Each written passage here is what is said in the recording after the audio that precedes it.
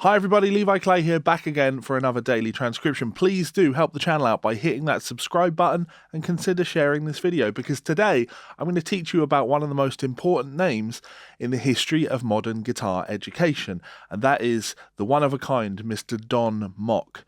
Now, you're probably unfamiliar with Don because as a player, his name has never really been out there. He has always focused primarily on education.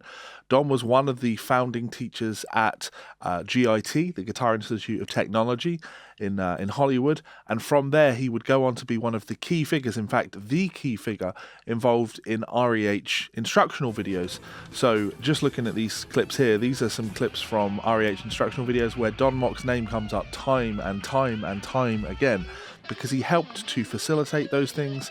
He was a director on them, he was an editor on them.